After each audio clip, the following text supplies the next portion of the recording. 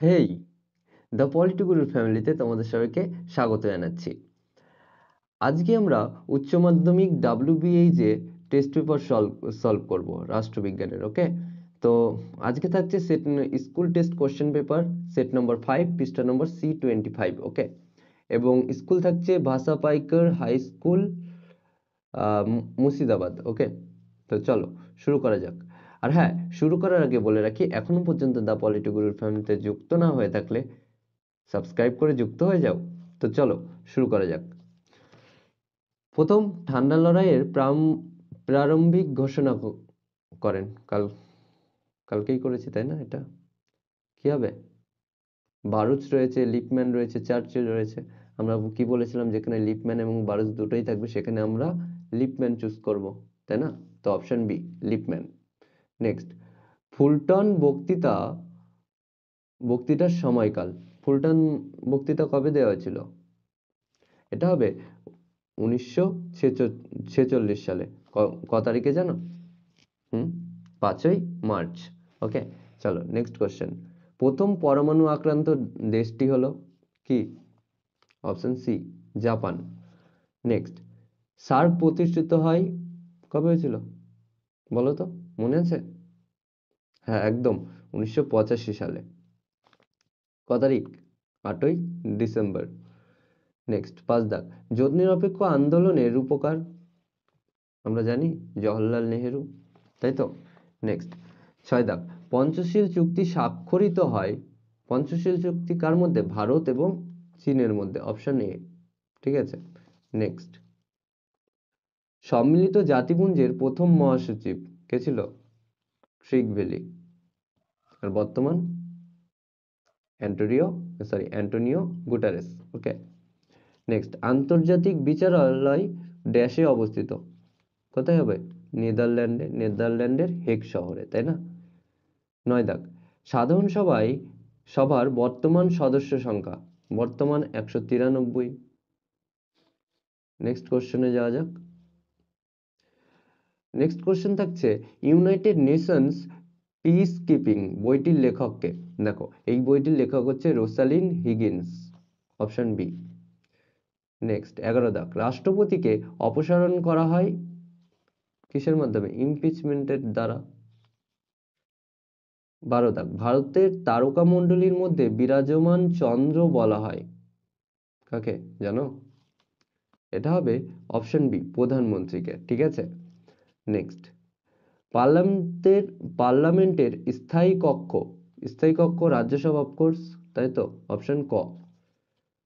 তারপর নেক্সট, লোকসভায় নির্ণায়ক ভোট প্রদান করেন। লোকসভার নির্ণায়ক ভোট স্পিকার করেন। 15 দাগ, সুপ্রিম কোর্টের গঠন বর্ণিত হয়েছে। দেখো, অনেক জায়গায় অনেক পাবে, কিন্তু এটা সঠিক অ্যান্সার 124, বা বইতে নাও পেতে পারো। ঠিক আছে। নেক্সট, ভারতের সুপ্রিম কোর্টের প্রথম মহিলা বিচারপতি। অপশন ডি, ফাতেমা বিবি। এটা প্রথম দিকের যখন আমরা আলোচনায় ছিলাম, প্রথম দিকের একটা সেটে আমি কোশ্চেনটা করেছিলাম। নেক্সট কোশ্চেনে যাওয়া যাক। বলছে, বর্তমান ভারতের হাইকোর্টের সংখ্যা। বর্তমান ভারতে 25টি হাইকোর্ট রয়েছে। ঠিক আছে। নেক্সট কোশ্চেন, ভারতের সুপ্রিম কোর্ট ক প্রকার লেখ জারি করতে পারেন জানো? অপশন এ, 5 প্রকার। ঠিক আছে। নেক্সট, লোক আদালতের জনক হলেন? লোক আদালতের জনক PN ভগবতী। নেক্সট কোশ্চেন, পশ্চিমবঙ্গে ন্যায় পঞ্চায়েত প্রতিষ্ঠা হয় কবে হয়েছিল? এখনো প্রতিষ্ঠা লাভ করেনি। Option D. ওকে। নেক্সট, ভারতের কোন রাজ্যে প্রথম পঞ্চায়েত ব্যবস্থা প্রবর্তিত হয় জানো? এটা হবে রাজস্থানে। ওকে, কবে হয়েছিল জানো? 1959 সালে। নেক্সট কোশ্চেন, গ্রাম পঞ্চায়েতের সর্বাধিক সদস্য সংখ্যা। সর্বাধিক 30 জন। সর্বনিম্ন কটি জানো? 5 জন। ওকে। নেক্সট, জেলা পরিষদের প্রধানকে বলা হয়? জেলা পরিষদ বলেছে, তাহলে কি হবে? সভাধিপতি হবে। নেক্সট, পশ্চিমবঙ্গ পৌর বিল গৃহীত হয় কবে? 1993 সালে। তাই তো? এবার আমরা 2 দাগের কোশ্চেনে যেতে পারি। 2 এর 1 কি রয়েছে? 2 এর 1 রয়েছে ভারতের পররাষ্ট্রনীতির প্রধান স্তম্ভ কি? দেখো, ভারতের পররাষ্ট্র নীতির প্রধান স্তম্ভ হচ্ছে জোট নিরপেক্ষতা। ওকে, নেক্সট, কোন সম্মেলনে ঠান্ডা যুদ্ধের বীজ বপন করা হয়? দেখো, সাধারণত এর অ্যান্সার এটা হবে যে ওই ইয়াল্টা সম্মেলন, 1945 সালে যে ইয়াল্টা সম্মেলন হয়, সেই সম্মেলনে ঠান্ডা ঠান্ডা যুদ্ধের বীজ বপন করা হয়। নেক্সট, অথবা ন্যাটো এর পুরো কথাটা কি? দেখো, এটা আমরা অনেকবার করেছি, তো আর লিখছি না। তো ন্যাটো এর পুরো কথা হচ্ছে এন থেকে নর্থ, এ থেকে আটলান্টিক, টি থেকে ট্রিটি, ও থেকে অর্গানাইজেশন। তাহলে কি হচ্ছে? North Atlantic treaty organization. ওকে, নেক্সট 3 দাগ, বহুমেরুতার দুটি বৈশিষ্ট্য লেখো। দেখো, বহুমেরু 1 নম্বর লিখতে পারো যে আন্তর্জাতিক শক্তিসাম্যের কেন্দ্রে 2 বা তার বেশি ক্ষমতা অবস্থান করে বহুমেরুতাতে। 2 নম্বর লিখতে পারো যে জোট নিরপেক্ষ দেশগুলি আনুষ্ঠানিকভাবে জোটের মধ্যে থেকেও তারা স্বাধীনভাবে রাষ্ট্রীয় নীতি মেনে চলে। ওকে, বোঝা গেল তো? তো চলো নেক্সট কোশ্চেন। 4, কূটনীতি কি? দেখো, জাতীয় রাষ্ট্রগুলি যে নীতির মাধ্যমে আন্তর্জাতিক রাজনীতিতে তাদের ভূমিকা নির্ধারণ করে তাকেই কূটনীতি বলা হয়। খুব সহজ, তাই না? নেক্সট চলো, নেক্সট কোশ্চেন থাকছে 5 দাগ। 5 দাগ আসছে ভারতের পরমাণু নীতির মূল বক্তব্য কি? কি জানো, মনে আছে? No first strike.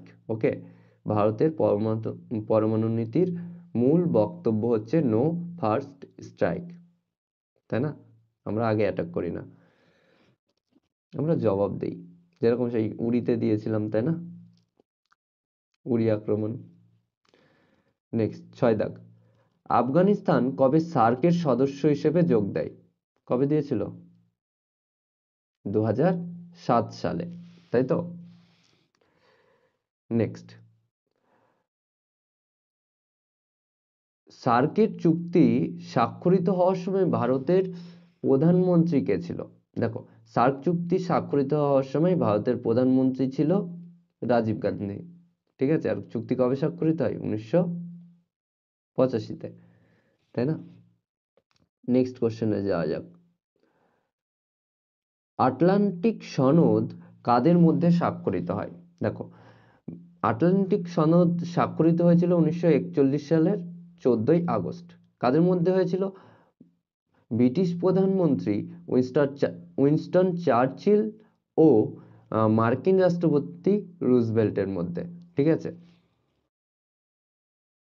Next question, UNO কবে গঠিত হয়? 1945 সালের 24শে অক্টোবর। খুব সহজ, আমরা বারবার পড়েছি এটা। নেক্সট কোশ্চেন, সম্মিলিত জাতিপুঞ্জের প্রধান উদ্দেশ্য কি? দেখো, সম্মিলিত জাতিপুঞ্জের প্রধান উদ্দেশ্য হচ্ছে বিশ্ব শান্তি ও নিরাপত্তা রক্ষা করা। ঠিক আছে, এবার আসছে 9 দাগের কোশ্চেন, নিরাপত্তা পরিষদের স্থায়ী সদস্য রাষ্ট্রগুলির নাম লেখো। দেখো, 5টি স্থায়ী সদস্য রয়েছে, তাই না? 1 নম্বর হচ্ছে যে মার্কিন যুক্তরাষ্ট্র, 2 ফ্রান্স, 3 রাশিয়া, 4 ব্রিটেন এবং 5 কি? চীন, তাই না?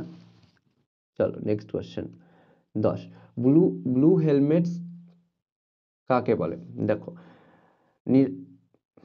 সম্মিলিত জাতিপুঞ্জের সামরিক বাহিনী বা শান্তি রক্ষাকারী যে বাহিনী রয়েছে তাদেরকে ব্লু হেলমেটস বলে। ঠিক আছে, কারণ তারা ব্লু কালারের হেলমেট পরে এবং এর ফলে কি হয়, তারা ভিড়ের মধ্যেও আলাদাভাবে যাতে চেনা যায় তার জন্য এই ব্লু কালারের ইউজ করা হয়েছে। ওকে, অথবা সম্মিলিত জাতিপুঞ্জের বর্তমান মহাসচিবের নাম কি? দেখো, সম্মিলিত জাতিপুঞ্জের বর্তমান মহাসচিবের নাম হচ্ছে কি?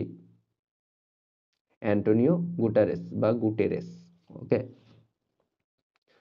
নেক্সট, নেক্সট আছে ভারতের রাষ্ট্রপতি কিভাবে নির্বাচিত হয়।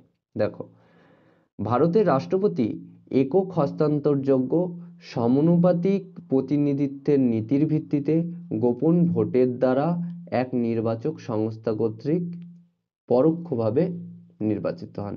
ঠিক আছে, ওই যে নির্বাচক সংস্থাটা, এটা কাদের নিয়ে গঠিত হয় জানো? রাজ্যসভা এবং লোকসভা এবং কয়েকজন সদস্য থাকে রাজ্য বিধানসভা থেকে। ঠিক আছে, নেক্সট কোশ্চেন। নেক্সট কোশ্চেন কি থাকছে? ভারতের প্রধানমন্ত্রীর একটি কাজ লেখো, উল্লেখ করো। দেখো, ভারতের প্রধানমন্ত্রীর একটি কাজ কি হবে? রাষ্ট্রপতি এবং কেন্দ্রীয় মন্ত্রী পরিষদের মধ্যে সংযোগ স্থাপন করা। ঠিক আছে, নেক্সট কোশ্চেন। রাজ্যপালের স্বেচ্ছাধীন ক্ষমতা বলতে কি বোঝো?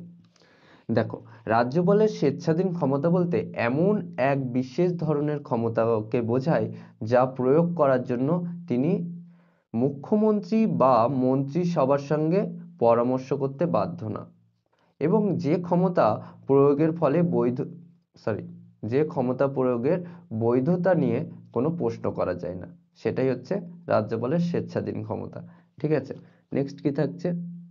ভারতের বিচার ব্যবস্থার দুটি ত্রুটি লেখো। দেখো, ভারতের বিচার ব্যবস্থার ত্রুটি কি হতে পারে? এক হচ্ছে দীর্ঘমেয়াদী ব্যবস্থা, আর একটা হচ্ছে ব্যয়বহুল, অনেক খরচ হয়ে যায়। ঠিক আছে, নেক্সট কোশ্চেনে যাওয়া যাক। ভারতের সুপ্রিম কোর্টের কটি এলাকা রয়েছে? কটি? 4টি। ঠিক আছে, মোট 4টি এলাকা রয়েছে। এক নম্বর কি? এক নম্বর হচ্ছে মূল এলাকা, পরামর্শদান এলাকা, আপিল এলাকা, লেখচারির এলাকা। ঠিক আছে, এবার আসছে অথবা দাগের কোশ্চেন, লোক আদালত কি?